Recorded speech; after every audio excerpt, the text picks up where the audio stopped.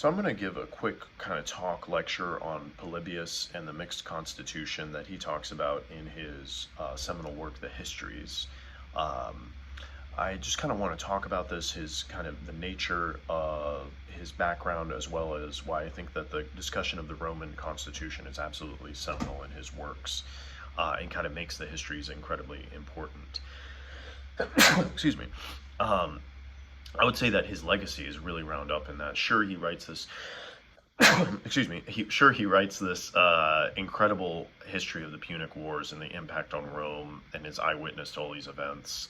But I think the key portion to his contribution is kind of his discussion of the Greek connection and the mixed constitution of the Roman Republic. So Polybius, he's kind of born around 200 BCE in Megalopolis, Greece. He was not just kind of your average historian. His life was intricately intertwined with the events that occurred in Rome, or around Rome in the Mediterranean. He lived especially during the kind of the period of the end of the Punic Wars. And he wasn't just a bystander. He was writing, and he was a politician. He was intertwined with, his father was a big politician in the Achaean League, so he kind of grew up thinking about politics all the time. His life was politics. And he, I think, firmly believed, and I've read this elsewhere, that a good politician needs to be a good historian, and a good historian needs to be a good politician. So he kind of witnesses all these events. He sees the rise of Rome as a superpower, and he kind of wants to answer this question: how did Rome become a superpower? What was their ability to adapt and evolve over time? And so, like I said, he's living kind of this key time period. He's entrenched in the classics. He's read Aristotle. He's read Plato. He mentions Plato in passing briefly in the histories.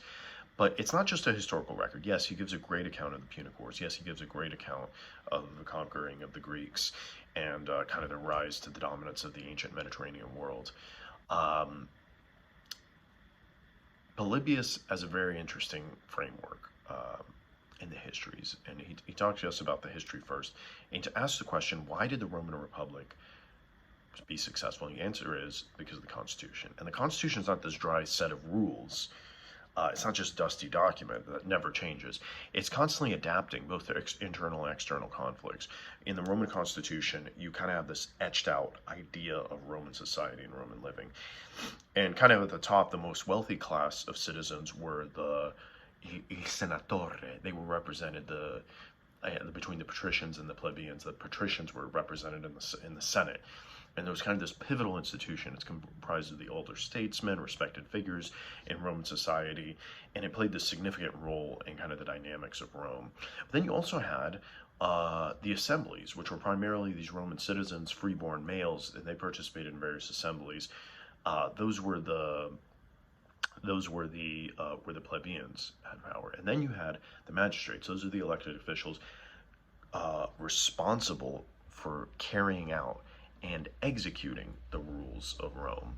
So you kind of have the system of checks and balances. You have the assemblies keeping the senatore, the Senate, and the senators in check, and then you have the magistrates who are tasked with carrying out the law.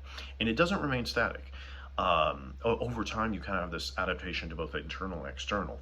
The internal challenges that Rome faced are kind of these class struggles, political rivalries. So, for example, the patricians and the plebeians, they lead to these key establishments of institutions like the tribunes for the plebs, and that provides a mechanism for the plebeians to voice their concerns. And these adaptations kind of allowed Roman to be stable from within. But then you also have external threats, such as the territorial wars of expansion on the Apennine Peninsula and the Punic Wars that transformed Rome into the superpower. And there you see kind of the expansion of executive powers like the consulship and the proconsulship that allows Rome to have this vast executive governance over the Roman territories. And that kind of influences subsequent political systems, both in and outside of the Roman Empire. Again, the Roman Republic kind of falls when it turns into an empire when Julius Caesar crosses the Rubicon. And then it kind of lasts even through past the 500s, what we know as the Byzantine Empire, until 1453. The Byzantines saw themselves as the successors to what was going on in Rome. So going back to Polybius, he talks briefly about Plato, but he talks a little bit more in depth about Aristotle. And in Aristotle, you have the politics, they kind of focus on the best concept of government. And he kind of asks, what is the best concept of government for the polis, which is translated as the city-state. And he kind of examines them. He does this category of classification of governments. He sees three primary governments.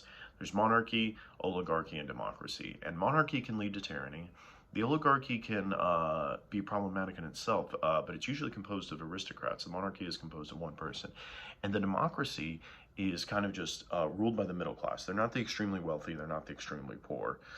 And in a good democracy, the citizens participate in governance. But what Aristotle says is that there's a golden mean, there's a middle way in governance. And he says the best governments are those that are balanced. And in a well-functioning polity, the middle class mediates between the rich and the poor, and that leads to stability. But what he said, the best constitutional theory of government would be a mixed constitution. That would be the monarchy mixed with the oligarchy, mixed with democracy. So he says, can you have a monarch with an oligarchy and a democracy? And that is his big emphasis on moderation and balance in governance. Now, returning to Polybius, who talks about Aristotle, is familiar with Aristotle, has this wonderful education in the, growing up in the Achaean League in the Peloponnesus. He asks, why does Rome rise to power? And he's actually taken to Rome as a part of this mass exodus of slaves that were taken as sort of tutors in education. There's this famous quote, the conquerors became the conquered, because Greek culture definitely played a big impact on Roman society. And you have these mixed constitutions. Like Polybius, like Aristotle, he's concerned with this idea of a mixed constitution, but he's analyzing it to try to figure out, okay, so what was it in the mixed constitution of Rome, or the constitution, I should say, of Rome, that allowed it to be so successful? And it said it was able to evolve because it had this balance. It had the balance, the system of checks and powers from the oligarchy, the monarchy, and composed of the elements of democracy. The democracy allowed the plebeians to have their voice in power. I think this is the coolest part of Polybius. You have the democracy, the people in power in democracy. And then you had the oligarchy, where the senators, il senatore, in the Senate would appear. And the monarchy is where the executive power was carried out through. So that's, Polybius sees Rome as the embodiment of the philosophical idea of Aristotle. And that is really, really cool.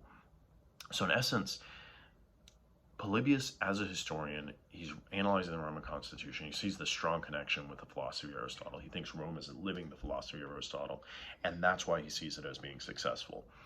Now, to take a brief interlude and kind of jump, I guess, a few thousand years, so to speak, to the 1700s, Montesquieu focuses a lot on constitutions and governments. In 1748, in 1721, he publishes a book called The Persian Letters that makes him famous. It's kind of wonderful critique of European society. But the Spirit of the Laws, published in 1748, was a pivotal book of his that the founding framers of the U.S. Constitution discussed and cited quite a bit. Alexander Hamilton, James Madison, and John Jay frequently discuss this in the Federalist Papers. They discuss Montesquieu and Polybius, and they kind of see this three-part system of government. And they would say, and I think there's an argument to be made in the Constitution that was debated in 1787, debated privately at the Constitutional Convention in the summer of 1787. It was made public towards the end, I think starting in September of 1787, and then made publicly debated and voted on in 1788 and became in effect in 1789. The U.S. Constitution had a wonderful reckoning for or a development, because it brings in this balanced powers. And you could make an argument, well, what are those three balances from Aristotle to the Roman Constitution to the American Constitution? Well, you have the president, and that carries out the executive authority. You have the House of Representatives that represents democracy, for representatives voted in every 2 years, and you have the Senate, which is voted in every 6 years. And so the conception that I see here is that there's sort of a trifunctionalist approach occurring in law in the Constitution in the United States, and that seems to be this balance of power from Montesquieu.